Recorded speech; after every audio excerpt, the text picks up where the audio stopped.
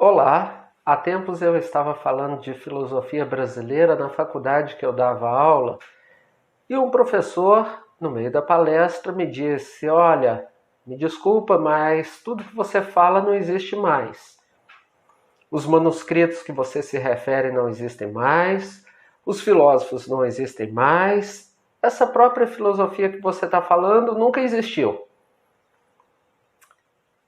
Um outro caso que aconteceu.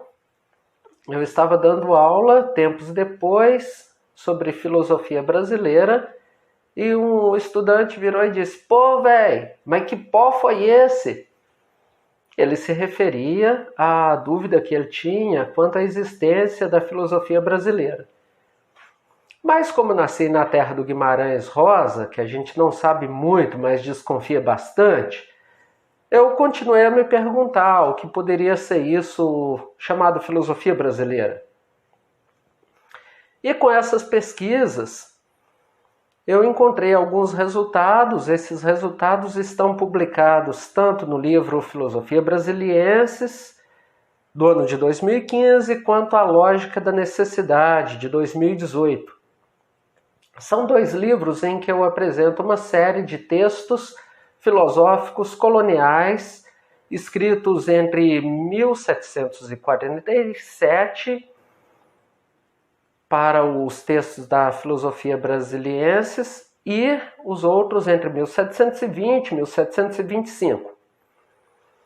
No Encontro Nacional de Filosofia no Amapá, o segundo encontro, e o primeiro Encontro Nacional de Investigação Filosófica, eu proponho apresentar o que eu estou denominando Corpora Philosophiae, o corpus de filosofia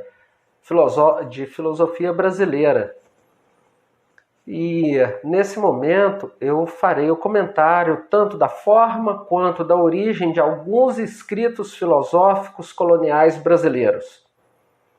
De onde são esses escritos? São do Rio, de São Paulo, de Minas, alguns um grande grupo de São Luís, alguns de Belém do Pará e outros do Mato Grosso. Nesses escritos nós temos não só uma imagem do que possa ser chamado de filosofia brasileira, quanto do modo como se fez filosofia colonial no Brasil.